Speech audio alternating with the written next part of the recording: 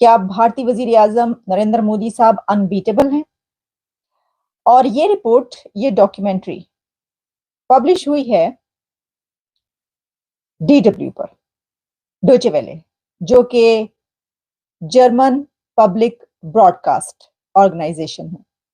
और DW में क्योंकि मैं भी काम कर चुकी हूँ और वहां पर जाकर जर्मनी में रहकर भी उनके साथ काम किया है, तो मेरे लिए तो ये बिल्कुल एक इस तरीके से कि बहुत ही जबरदस्त एक ऑर्गेनाइजेशन। और उसने एक डॉक्यूमेंट्री रिपोर्ट बनाई है भारत के इस वक्त इलेक्शन, और उसमें कौन कहां पर खड़ा है, तो इसके ऊपर बात की लेते हैं। आप ये देख भी लीजिएगा डॉक्यूमेंट्री, और इसके ऊपर मैं एनालिसिस पेश करूंगी।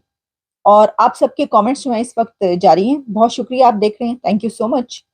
और इस लाइव स्ट्रीम में हम इसकी बात करेंगे, और इसी के साथ ये बात की जा रही है कि जो जोशी हैं, जो बड़े बड़े नाम हैं, तो वो अपने जो एस्ट्रोलॉजी है उसकी कुछ जरा नाप तोल के और देखकर बता रहे हैं कि कौन आ रहा है।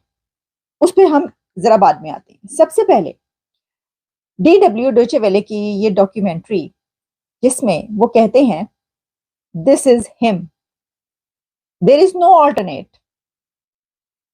और इस डॉक्यूमेंट्री में जहां उन्होंने ये बात की है, जो कि इसका जो टाइटल है वो ये है कि how Narendra Modi made himself unbeatable. Narendra Modi साहब ने अपने आप को अनबीटेबल कैसे बनाया। The rise of Modi explained, उन्होंने एक्सप्लेन किया इसको। तो इससे ये तो पता चल ही गया कि ही इज अनबीटेबल, क्योंकि वो ये एक्सप्लेन कर रहे हैं कि उन्होंने अनबीटेबल अपने आप को कैसे बनाया। लेकिन इसमें कि जो स्टार्ट होता है इसका, इस रिपोर्ट का, उसमें वो कहते हैं कि जो इंडिया का इलेक्शन है, द बिगेस्ट इलेक्शन एवर, दुनिया का सबसे बड़ा ये इलेक्शन है, and it's likely to be democratic, free and fair election, but everyone knows who is going to win. उनका ये कहना है कि सबको ये पता है कि कौन जीतेगा या कौन जीतने वाला है। अच्छा, फिर इसमें उन्होंने ना सिर्फ ये कि इंडिया में रहने वाले जो लोग हैं उनसे बातचीत की है और उनसे पूछा है उनका क्या कहना है, बल्कि इसमें उन्होंने कुछ एक ऑथर और एक सीनियर एनालिस्ट को लिया है और उनसे भी बात की है कि वो जरा तज्जिया करें, वो बताएं कि ये क्या है, क्या फिनोमेना है ये जो मोदी का फिनोमेना है। तो जैसा मैंने आपको कहा कि उसका रिजल्ट यही निकला कि दिस इज हिम। और इस डॉक्यूमेंट्री में मौजूद लोगों का यही कहना था कि देयर इज नो ऑल्टरनेट, नजर नहीं आ रहा ऐसा कि कोई। अच्छा, फिर उसमें उन्होंने कुछ ऐसे क्लिप्स चलाए नरेंद्र मोदी साहब के, जिसमें उन्होंने कहा कि जब आजादी के 100 साल जो हैं वो मनाएगा, 2047 की उन्होंने बात की, तो उन्होंने कहा कि मेरा देश विकसित भारत बन के रहेगा। ये जो उनकी एक कैंपेन है उसकी बात की जा रही है। अच्छा, अब इसमें जो जिन लोगों से उन्होंने बात की, जो कि भारतीय अवाम है वहां पे, इंडिया के जो लोग हैं, उसमें उन्होंने ये कहा, यानी एक बहुत ही जिसे कहते हैं कि आम से जो लोग होते हैं, मासेस, उनसे भी बात की, तो उसमें उनका ये कहना था कि देखिए कैसे उन्होंने डिजिटल इंडिया कर दिया, हर चीज डिजिटाइज कर दी, हर चीज जो पेमेंट है वो मशीन्स पर आ गई, ये कितना बड़ा कमाल किया। और फिर इसी के साथ उनके कुछ और जो स्टेप्स उन्होंने लिए हैं उसके ऊपर लोगों ने उसको कहा कि सेकंड किया और उसको एंडोर्स किया। अच्छा, फिर जब सवाल किया जाने लगा तो कि भाई कौन कौन आ रहा है, तो लोगों का कहना था कि और कौन आएगा, नहीं एक भाई नजर आ रहे हैं, मोदी साहब ही नजर आ रहे हैं, और कौन आएगा, वही आएगा, और किसका नाम ले हम, वही आएगा। काफी लोगों का जिससे उन्होंने बात की, जिससे भी बात की, यानी उनका यही कहना था। अच्छा, कुछ लोग ये लिख रहे हैं मोदी 400 पार, तो ये मैं आपको अभी बताती हूँ कि इसके मुतालिक प्रेडिक्शन क्या है, 400 पार या कितने पार ये बताते हैं। अच्छा, फिर इसके बाद उन्होंने ये जरा एक हिस्ट्री पे नजर डाली है, और इस हिस्ट्री में उन्होंने नरेंद्र मोदी साहब का जब से स्टार्ट हुआ करियर, तब से जो है उन्होंने बताया कि कैसे वो सियासत में आया। अच्छा, उसके ऊपर अ, ये सुनकर मुझे भी बड़ी हैरानी हुई कि 8 साल की उम्र में, जब वो सिर्फ 8 इयर्स के थे, तो तभी वो जो RSS है उसकी मीटिंग्स में जाया करते थे। उसके जलसों में जाया करते थे और वहाँ से उनकी जो सियासत है वो परवान चढ़ी और इतनी छोटी उम्र से वो इस तंज़ीम, इस ऑर्गेनाइज़ेशन के साथ थे। और फिर उसके बाद एक वक़्त ये आया कि उसमें उनको एक जो ऑर्गेनाइज़ेशन को देखने वाले होते हैं, वो वाले जो डेज़िग्नेशन होते हैं, एक जनरल सेक्रेटरी के तौर पर वो वाले डेज़िग्नेशन उनको मिला। फिर उन्होंने बड़ा उसके अंदर काम किया। तो यानी ये जो स्ट्रगल है, ये बचपन से ही जो है वो स्टार्ट हो गई थी और उन्होंने ये भी बताया कि उनके जो वालिद साहब, फादर थे, उनका जो टी स्टॉल या जो भी वो काम करते थे, वहाँ पर वो हुआ। जय हिंद दोस्तों, स्वागत है आपका इंडिया पाकिस्तान न्यूज़ चैनल में। तो दोस्तों, जैसे कि आपने वीडियो में देखा, आइए जानते हैं वीडियो के बारे में।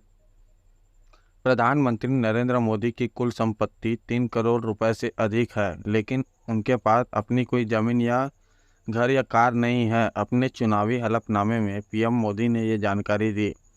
प्रधानमंत्री ने मंगलवार को वाराणसी सीट से अपना नामांकन दाखिल किया, जिसके बाद उनका चुनावी हलफनामा सामने आया है। हलफनामे में पीएम मोदी ने कुल 3.2 करोड़ रुपए की अपनी संपत्ति घोषित की है। हलफनामे में उनके पास 3.2 करोड़ रुपए की अधिक की चल अचल संपत्ति है, जिसमें भारतीय स्टेट बैंक एसबीआई में 2,79,45,598 रुपए की अवधि जमा है। फिक्स डिपॉजिट शामिल है। उनके हाथ में कुल नकदी 52,920 रुपये है और गांधीनगर और वाराणसी में उनके 2 बैंक खातों में 80,304 रुपये जमा हैं। प्रधानमंत्री की अन्य संपत्तियों में 45 ग्राम वजन वाली 4 सोने की अंगूठियां शामिल है, जिनकी कीमत 2,67,000 रुपये है। उनके पास कुल 52,920 रुपये नकद और 9,12,000 रुपये के राष्ट्रीय बचत प्रमाण पत्र है। पिछले वित्तीय वर्ष में उन्होंने 3,33,000 रुपये से आयकर चुकाया है। चुनावी शपथ पत्र में अचल संपत्ति के खाने में शून्य लिखा है। आमतौर पर जमीन और घर इस तरह की संपत्ति की श्रेणी आती है। शपथ पत्र ने मोदी की पत्नी के रूप में जसोदाबेन के नाम का उल्लेख किया है। जसोदाबेन के पास संपत्तियों के बारे में उन्हें ज्ञात नहीं लिखा है। दोनों अलग अलग रहते हैं। मोदी के खिलाफ कोई आपराधिक मामला लंबित नहीं है, ना ही उन्हें किसी प्रकार के अपराध के लिए दोषी ठहराया गया है। सरकार के प्रति उनकी कोई देनदारी भी नहीं है। प्रधानमंत्री अहमदाबाद के निवासी है और उनका राजनीतिक उनका पेशा है। चुनावी हलफनामे में दिए शैक्षणिक विवरण के मुताबिक मोदी ने साल 1967 में एएससी किया, 1978 में दिल्ली विश्वविद्यालय से बीए की डिग्री प्राप्त की और 1983 में गुजरात विश्वविद्यालय से एमए किया। मोदी ने गुजरात के गांधीनगर आवासीय भूखंड 1.27 करोड़ रुपए की सावधि जमा और 38,750 रुपये की नकद सहित 2.5 करोड़ की संपत्ति घोषित की थी। इसके अलावा 2014 के लोकसभा चुनाव में उन्होंने 1.65 करोड़ रुपए की संपत्ति का खुलासा किया था और वह Facebook, micro blogging site x, YouTube, Instagram और व्हाट्सएप पर सक्रिय है। प्रधानमंत्री मोदी ने लोकसभा चुनाव के लिए भारतीय जनता पार्टी शासित राज्यों के करीब आधा दर्जन मुख्यमंत्री, भाजपा अध्यक्ष, कई केंद्रीय मंत्रियों और राष्ट्रीय जनतांत्रिक गठबंधन के विभिन्न घटक दलों के नेताओं के मौजूदगी में मंगलवार को वाराणसी से अपना नामांकन पत्र दाखिल किया। उन्होंने कहा वह तीसरे कार्यकाल में नई ऊर्जा के साथ जनता के लिए कल्याण का काम करेंगे। तो दोस्तों, अगर आपको ऐसी वीडियो देखना पसंद है तो हमारे चैनल को सब्सक्राइब करें तथा वीडियो को लाइक करना ना भूलें। धन्यवाद। जय हिंद, जय भारत।